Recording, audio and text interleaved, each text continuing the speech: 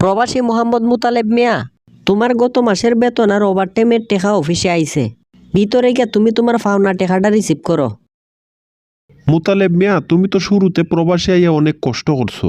কাজ কাম না পাইয়া ঠিক মতো খাওয়া দাওয়া ওই করতে পারছো না, কিন্তু গত মাসে তোমার সর্বমোট বেতন আইছে 35,000 টাকা। স্যার, মনের ভিতরে যদি শান্তি না থাকে তাইলে প্রবাসে থেকে বেশি বেতন পাই আর টেকা পয়সা ইনকাম কইরা কিতা হইব। সবার আগে তো মনের ভিতরের তৃপ্তিটা দরকার। তোমার মনটার ভিতরে আবার উইল কিতা? গত কয়েকটা দিন ধইরা দেখতাছি তোমার মনটা অনেক খারাপ। তুমি কি বর্তমানে কোনো সমস্যার মাঝে আছো? সমস্যার মাঝে খালি আমি না তো স্যার, আমার পুরা বাংলাদেশটাই আছে। আজকে একটা সপ্তাহ হইল দেশে ইন্টারনেট বন্ধ থাকার কারণে আমার পরিবারের মানুষগুলোর সাথে আমি যোগাযোগই করতে পারতাছি না। এটা তো তাইলে তোমার লাগে অনেক বড় দুশ্চিন্তার বিষয়। পরিবারের সাথে যোগাযোগ না রাখতে পারলে তো এরা কি অবস্থায় আছে এই জিনিসটাই তুমি জানতে পারতায় না। এই কারণে তুই বর্তমানে আমার মতো প্রবাসীর মন খারাপ। যেই পরিবারে ভালো রাখতে গিয়ে আমরা এই বিদেশে ফাড়ি জমাইলাম, সেই পরিবারই কেমন আছে আমরা জানি না। তাইলে এই বিদেশের রেমিটেন্স আর টাকা পয়সা আমরা খারে ফাড়াইতাম।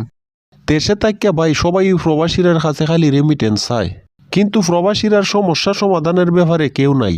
উল্টা আরও দেশে গেলে প্রবাসের হামলা হইয়া ডাকে। কি তার করার আছে স্যার, আমরা প্রবাসীরা নসিবটাও এমন। দেশের অর্থনীতিরে টিকাইয়ারা কি আমরা প্রবাসীরা? উল্টা আবার আমরারই কোনো দাম থাকে না।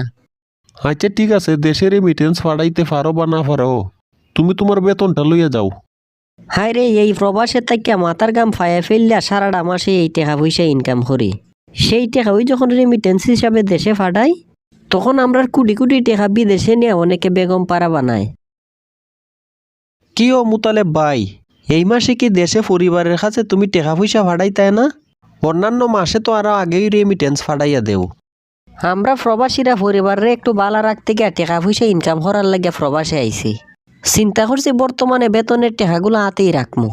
রেমিটেন্স ফাটানোর চিন্তা এখন কইরা কোনো লাভ নাই। এইটা তুমি কেমন কথা কও? দেশে রেমিটেন্স না ফাটাইলে পরিবার চলবো কেমনে? আমরার ফাটানোর টাকার উপরেও তো এরা আশা কইরা বইয়া থাকে। আরে ভাই, যেই পরিবারের সাথে এক সপ্তাহ ধরে কথাবার্তাই হইতে পারি না, কোন অবস্থায় পরিবার আছে এই জিনিসই জানতে পারি না, তাইলে রেমিটেন্স ফাটাইতাম খার লাগে আর খার কাছে? এইটাও তো আসলে কথা ঠিক ভাই। 1971 সালে দেশ স্বাধীন হওয়ার পরেও বারবার আমরা বাঙালির রাস্তায় নামিয়া নিজের অধিকার আদায় করা লাগে। এখন আবার একই কারণে দেশে ইন্টারনেট বন্ধ। তাইলে আমরা প্রবাসীরা টেকাটা কেমনে ছাড়তাম? আমরা যে প্রবাস থেকে পরিবারের লেগে টেকা ফাটাইছি, এই খবরটাও তো আমরা পরিবারে আমরা দিতাম পারতাম না।